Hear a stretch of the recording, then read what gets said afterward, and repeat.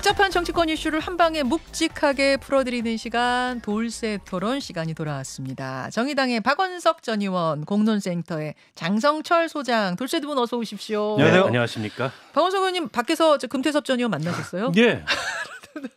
또 공교롭게도 오늘이 화요일이다 보니까. 뭐 근래에 자주 뵀습니다. 요 이야기는 조금 있다가 조금 있다가 좀 나누도록 하고, 우선 어제 나온 대통령 지지율부터 확인하고 시작하겠습니다. 리얼미터가요, 미디어 트리뷴 의뢰로 7월 3일부터 7일까지 닷새간 실시한 정례 조사인데, 긍정평가가 3주 연속 오름세다가 그게 꺾였습니다. 2.9%포인트 떨어졌어요. 리얼미터 측에서는 오염수 관련된 그 IAEA 결과 공개하고 서울 양평 고속도로 관련 의혹이 있었는데, 그중에서도 고속도로 관련 의혹이 더 직접적이고 큰 영향을 미친 걸로 분석된다. 저는 좀 놀라운 게 수능 논란도 있었고 오염수 논란도 있었는데 그때도 계속 오름세였던 것이 지금 양평 고속도로 논란 터지면서 꺾였어요. 그렇죠. 장 소장님. 돈, 땅, 혜택, 권력형 비리가 아니냐. 이러한 뭐 3종, 4종 세트가 국민들의 분노를 낳은 것이 아니냐라는 좀 생각이 들고, 이 논란은 처음에 정부 아니면 원희룡 장관이 해명이 좀 모호했어요.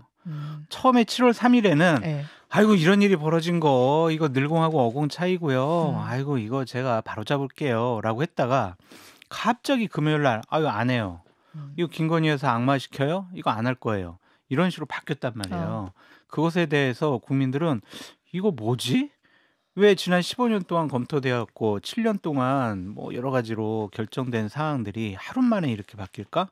아니면 1년 만에 이렇게 갑자기 바뀔 수가 있나? 그런 것들에 대한 의구심 때문에 이렇게 지지율이 좀 하락하지 않았느냐 그런 생각이 듭니다. 그 리얼미터가 이제 하루하루 매일 조사를 하는데 닷새 동안 이 백지화 발표된 하루만 7점 몇 퍼센트 포인트가 그렇죠. 하루만 빠졌대요. 네. 굉장한 딱 이해를 못하는 거예요, 국민들이. 그 이제 사안의 성격도 성격이지만 이제 김건희 여사가 어떻게 보면 이 정권의 약한 고리고 굉장히 휘발성이 높은 키워드입니다.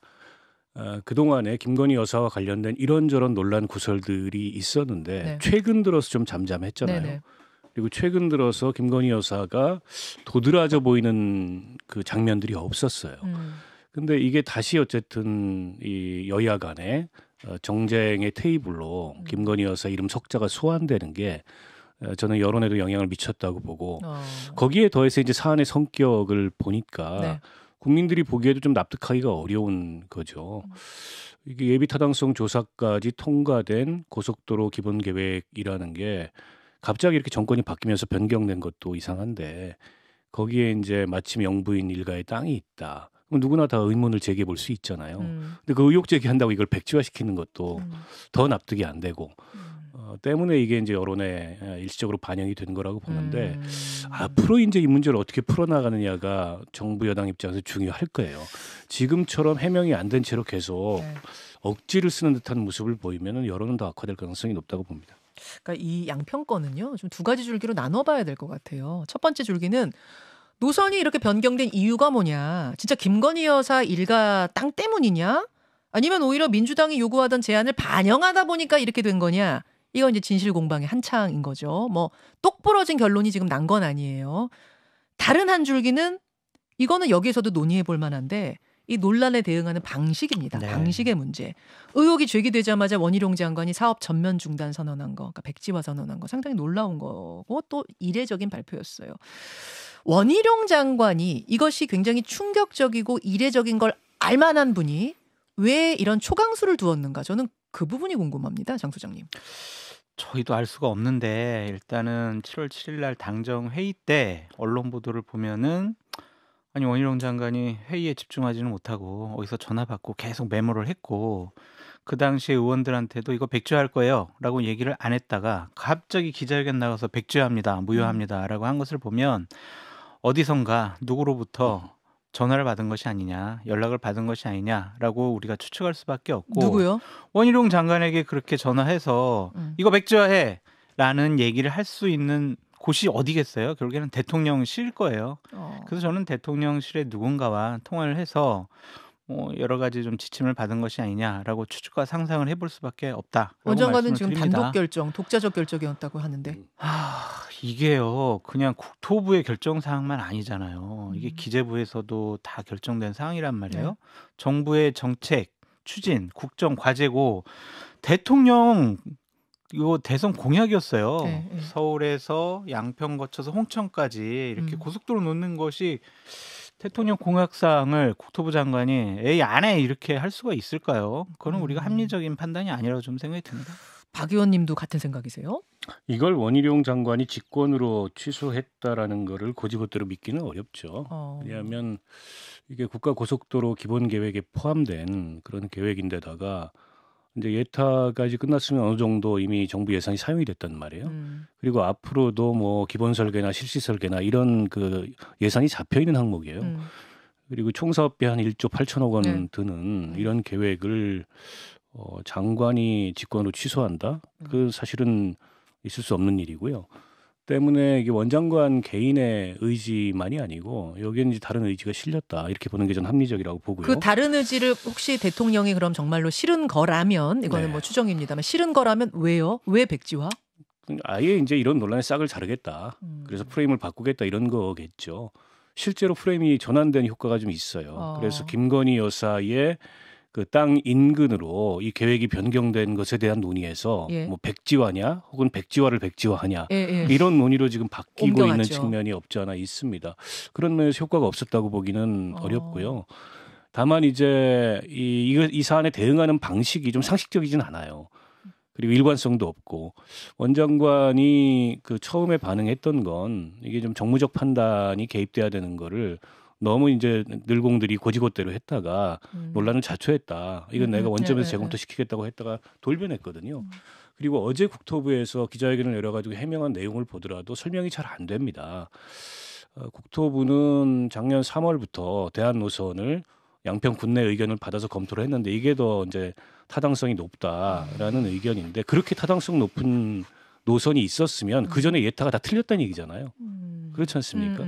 근데 이미 그 이전에 한 적어도 7년 정도 검토를 해서 예비 타당성 조사를 통과한 예타 통과 노선이 있는데 그보다도 타당성이 있는 노선이라는 것에 그럼 구체적 근거 그렇게 말로 얘기하지 말고 실제 교통량 그 통행량 비교를 했는데 이런 기준과 이런 어떤 산식에 의해서 이런 데이터가 나왔다. 이런 걸 제시해야죠. 국토부에서 설계사 사무소한테 이걸 맡겨보니까 거기서 강상면 종점 얘기를 했다. 이런 지금 설명이잖아요. 아니 그러니까 이제 타당성 조사를 용역을 의뢰한 건데 타당성 조사 용역 의뢰 결과 그런 내용이 나왔다면 그 데이터를 가지고서 얘기를 해야지. 국토부가 해보니까 이렇다더라. 설계사무소의 그 용역 결과가. 그러면은 그 얘기는 그 전에 예타가 다 틀렸다는 얘기예요. 그럼 그 전 예타 때는 설계사무소에 한 번도 안 맡겼나? 뭐 이런 얘기가 이제 나오는 거죠. 예타는 그건 이제 국가재정법상 그 예타의 경제성을 평가하는 기관은 KDI하고 한국조세재정연구원에서 합니다. 그러니까 훨씬 더 공신력이 있는 국가기관에서 그걸 하는 거예요. 근데 그게 틀렸다고 주장하는 거잖아요. 지금 기재부, 그렇죠. 국토부 얘기는.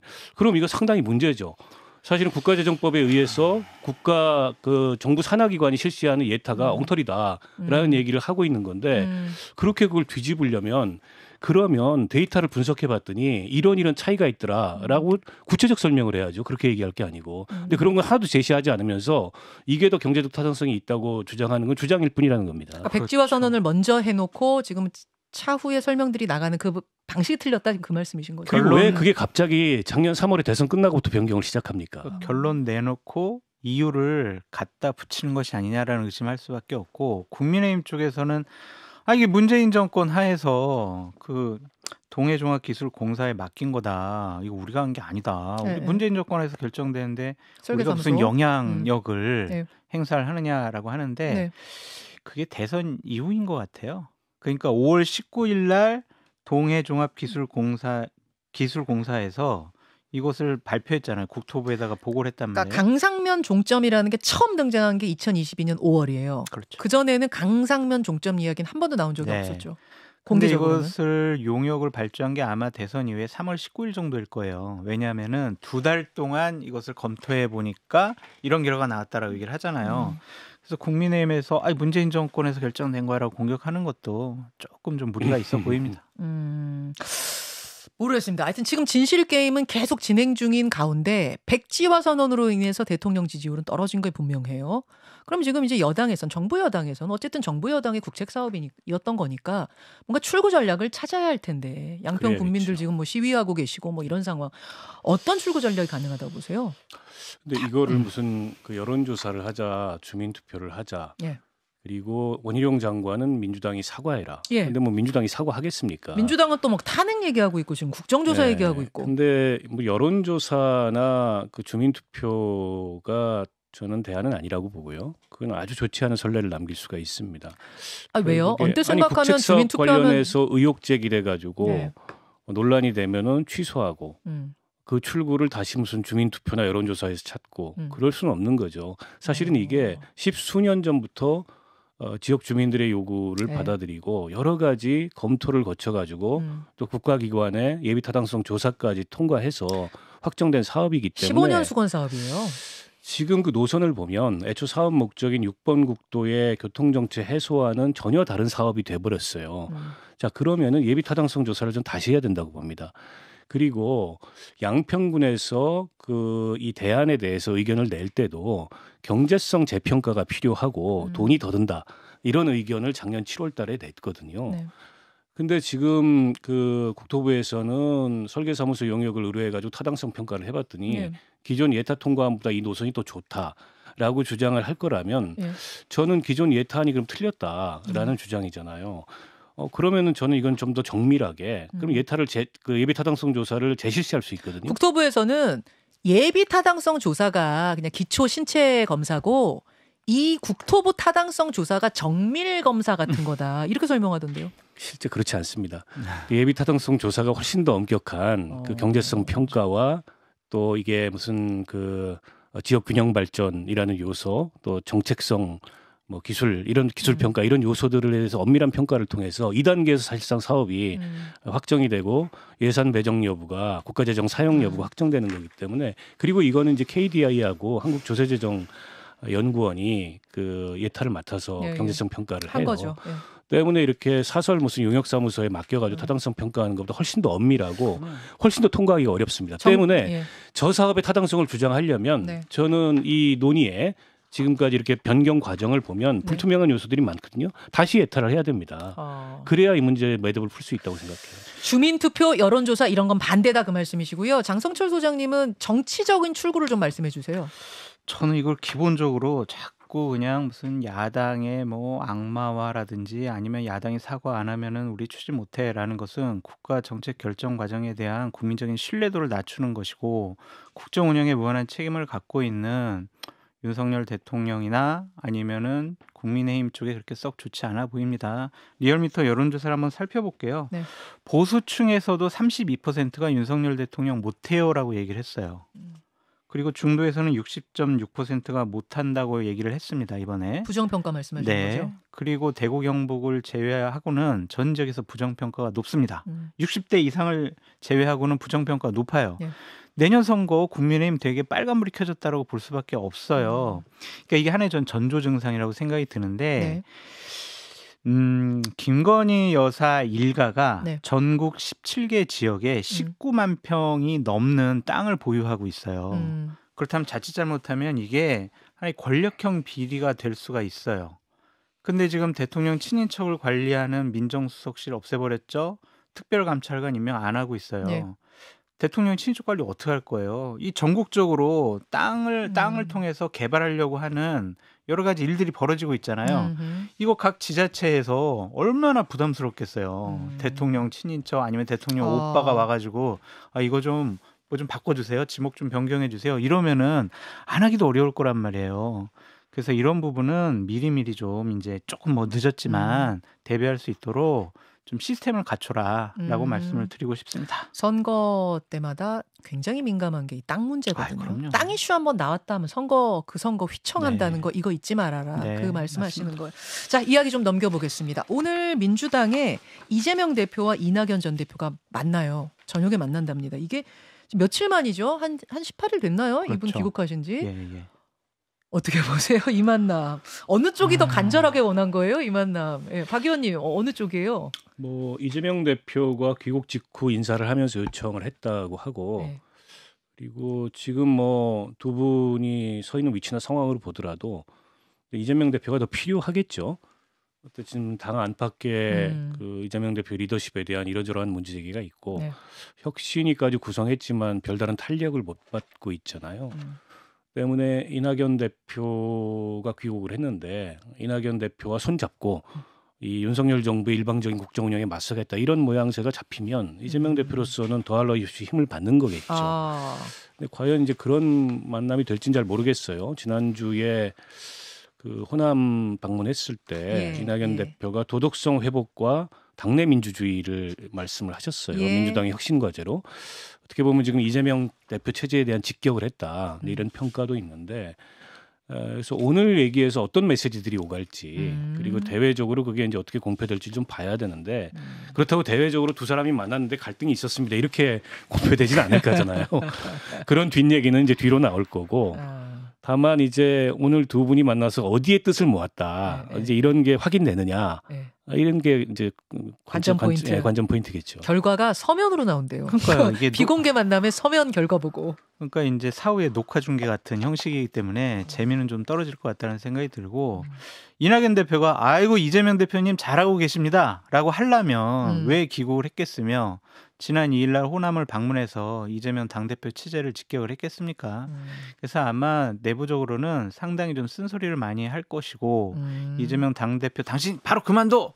이 정도까지는 아니겠지만 이렇게 하면은 이거 큰일 난다라는 식의 경고성 메시지는 나올 거다. 분명히 나올 거예요. 분명히 나올 거다. 왜냐하면 지난 1일 광주 방문해서 이렇게 얘기했어요. 민주당이 국민 기대에 미흡하다. 얼마나?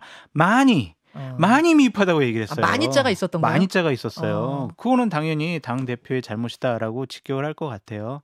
하지만은 이낙연 대표가 반윤이 아니라 반명의 선봉에 서는 순간 민주당의 지지층으로부터는 상당히 좀 배척당할 가능성도 있어요. 그래서 이번에 메시지를 상당히 정교하게 내야 되는 숙제가 있다라고 말씀드립니다. 저의 관전 포인트는 비공개 만남 서면 결과 보고 여기에요. 네. 이게 사실은 굉장히 많은 언론의 관심을 받는 이벤트인데 그렇죠. 그러면은 막 카메라 플래시 터지는 것도 받고 싶고 정치인들이라면 이래야 될 것 같은데 같이 손잡고서 뭐 그러니까요. 결과 발표하고 근데 비공개 재밌죠. 만남에 서면 결과 발표 이건 그럼 누가 원했고 왜라고 보세요? 이거 다 이유 있는 거잖아요. 뭐 그만큼 사실은 그 양측의 긴장이 상당하다라는 것의 방증이라고 보고요. 그리고 이제 이 만남을 이재명 대표가 더 원했고 이낙연 전 대표는 조금은 더 시간을 갖기를 원했던 거 아니냐 이런 관측이 있어요. 지금보다 더. 네. 그러나 또 이낙연 전 대표도 명분이 없습니다. 이제 만날 사람 다 만났거든요. 계속 피하면은 안 만나려는 거야? 그럼 결국에 당내에서 싸워보자는 거야? 근데 이런 관측이 나올 수 있어서 만나긴 만나는데 굳이 만나서 뭐 손들고 카메라 앞에 플래시 세례받고 그럴 필요가 있느냐? 그럴 기분 아니다. 저는 이낙연 전 대표 쪽에 이 정무적 판단이 작용한 결과라고 봅니다. 때문에 두 분이 만나서 그 할 얘기 나누고 그다음에 메시지 수위는 관리를 하더라도 대외적인 발표 수위는 관리를 하더라도 어쨌든 뭐 두 사람이 함께 손 맞잡고 윤석열 정부를 향해 싸우자. 그게 당내 혁신이다라는 식의 그림을 잡지는 않겠다. 이런 의사인 것 같아요. 근데 안타까워요. 그냥 생중계를 했으면은 네. 두 분이 처음 만나서 눈빛 교환을 어떻게 했고 표정과 말투와 메시지는 처음 말은 뭐야 이거 가지고 우리가 많이 얘기할 수가 있었을 텐데 그거를 못 봐가지고 너무나 안타깝다라는 말씀을 드리고 박원석 의원님 잘 얘기해 주셨듯이 양측에서 서로 부담스러웠을 것 같아요. 서로 다양한 해석이 나올 만한 모습이잖아요. 그러니까 그런 것들에 대한 부담감 때문에 서로 그냥 우리 녹화 중계합시다 그랬을 거예요. 오늘 보겠습니다. 저녁에 이제 어떤 서면 결과 보고가 나오는지 보고 다시 이야기 나누도록 하고. 볼 거 없어요. 근데 다 그냥 무미건조한. 볼 거 없어요. 그냥 민주당 잘 되라고 제가 충고 좀 했습니다. 그러고 민주당 많이 도와달라고 이낙연 대표에게 말씀드렸어요. 뭐 이 정도겠지. 거기다 대고 뭐 혁신이가 어쩌고 이재명 당대표 체제 어떠고 얘기하겠냐고요. 그렇게 보시는군요. 네. 민주당 얘기 나온 김에 그 조국 전 장관 아들 딸 두 사람이 다 입학 취소 효력 정지 가처분 소송 철회하고 또 대학원 입학도 뭐 스스로 학위 반납하고 이거 어떤 행동을 보세요? 진짜 안타까워요. 진짜 그러지라는 좀 생각이 들더라고요. 그러니까 정경심 교수는 지금 감옥에 계시고 그리고 조국 전 장관은 1심에서 2심 받고 지금 사법적인 처리를 기다리고 있는 상황인데 그 따님과 아들 이 두 분들은 일상생활을 그냥 하고 있고 조미 씨 같은 경우에는 노래도 부르고 계속 유튜브 촬영하면서 뭐 먹방하기도 하고 어디 놀러 가는 사진을 계속 올리더라고요. 네. 과연 이게 맞는 것이냐라는 좀 생각이 들고 어쨌든 첫 일성이 김어준 씨 방송에 나가서 저는 떳떳하고 잘못하지 않았어요. 잘못한 거 없어요. 이렇게 얘기를 했단 말이에요.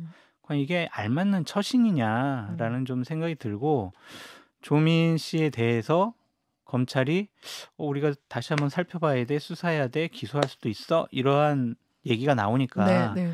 그냥 수그린 것이 아닌가라는 좀 생각이 들고 그러니까 기소가 여태 지금 여부를 검토하지 않은 건 부모님이 다 그럼요. 재판 중이기 때문에 거기에 대한 고려가 있었던 거죠. 네. 그런데 저는 떳떳해요. 잘못하지 않았어요 하면서 저는 신나요 하면서 돌아다니고 있잖아요. 막 춤도 추고.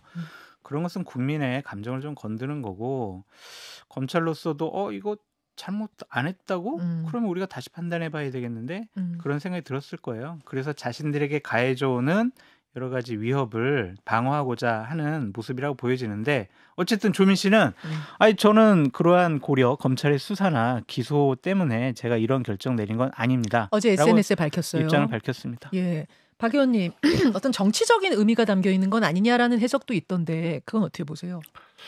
일단 뭐 여론 관리 차원에서의 뭐 그런 대응이라고 봐야 되겠죠. 그게 한편으로는 지금 조민 씨에 대한 기소 가능성이 있기 때문에 거기에도 대비를 할 필요가 있고 또 조국 전 장관 재판도 1심에서 실형 2년을 받았잖아요. 항소심 있죠 이제. 그 재판 대비도 좀 해야 될 필요를 느꼈을 거고 그런 차원에서 늦었지만 어쨌든 뭐 부산대 고려대를 상대로 냈던 소송도 취하하고 연세대에 어쨌든 학위도 반납하고 이런 액션을 취하는 것 같고 정치적 해석으로는 출마 준비하는 거 아니냐. 누가요? 뭐 조국 전 장관이 예. 이제 이런 얘기가 있는데 그야 뭐 봐야 되겠죠. 지금 당장 조 전 장관이 글쎄요, 뭐 출마 가능성이 본인이 이제 시사를 했기 때문에 높다 이런 관측도 있는데 객관적으로 보면 쉽지 않습니다. 왜냐하면 재판을 받는 피고인이고 1심에서 실형 2년을 받았는데 아무리 조국 전 장관이 그 강성 지지층을 두고 있다 하더라도 명분이 굉장히 떨어지는 건 사실이고 민주당의 큰 정치적인 악재가 되는 게 사실이거든요. 그런 면에서 저는 뭐 출마한다 이렇게 단정하기 어렵다고 봅니다. 아니, 조국 전 장관 뭐 출마 얘기가 나오니까 그런데 신당이요. 한 2분 정도 지금 남았죠. 신당 얘기를 좀 해봐야 될 텐데 일단 금태섭 전 의원은 박원석 전 의원과 함께 신당하는 거 아니다라고 확실하게 하고 가셨습니다. 박원석 전 의원도 그 뉴스 오보다 그러셨어요. 아니 제가 금태섭 의원하고 정태근 의원하고 만나서 정치적 의견 교환을 하고 지금 정치 지형이 바뀌어야 된다. 이런 필요성에 공감한 건 사실이지만 금태섭 의원이 주도하는 새로운 당에 참여한 것도 아니고 참여할 계획이 없다. 이건 제가 분명하게 말씀드렸고 오늘 금 의원도 그걸 확인하신 거고요. 다만 이제 양당 체제로 내년 총선이 또 한 번 치러지고 결국 양당이 지금 관성에서 벗어나지 않는다면 대한민국 정치에 굉장히 불행한 저는 일이라고 보고요. 그런 면에서 다양한 시도들이 지금 있는 거다. 정의당 내에서조차 정의당 재창당의 방안으로 이런 다양한 세력들과의 신당 창당 가능성을 열어놓은 거 아니겠습니까? 잠깐만요. 정의당에서 이번에 60여 명의 전현직 당직자가 탈당해서 신당 만들겠다 이런 이야기했는데 그 흐름과 박원석 전 의원 함께 하시는 거 아니죠? 전혀 아니고요. 전혀 아니죠. 그 흐름은 단적으로 비교하면 이렇습니다. 조국 사태가 정의당의 어떻게 보면 국민들로부터 멀어지게 된 굉장히 중요한 분기점인데 어제 며칠 전에 탈당하셨던 그분들 대다수는 조국 수호를 압박하셨던 분들입니다. 당을 향해서. 조국 수호 쪽 분들이세요? 때문에 결이 많이 다르다라는 말씀을 드리고 그리고 정의당의 정체성이 지나치게 무슨 페미니즘이나 정치적 올바름으로 기울었다라고 하면서 두 비례대표 의원을 겨냥한 그 이제 의원직 사퇴 권고 당원 총투표 이런 걸 주도하셨던 분들이 나가신 거여서 류호정 장혜영 의원에 대해서 결이 조금 다르다는 말씀 드립니다. 알겠습니다. 그 박원석 전 의원의 신당 보도 저는 뒷얘기 비하인드 스토리가 굉장히 궁금한데 요 얘기는 그럼 오늘 댓글쇼에서 안 해드릴 겁니다. 뭐 이런 패널이 예. 제가 어떻게 했었는지 듣겠습니다, 여러분.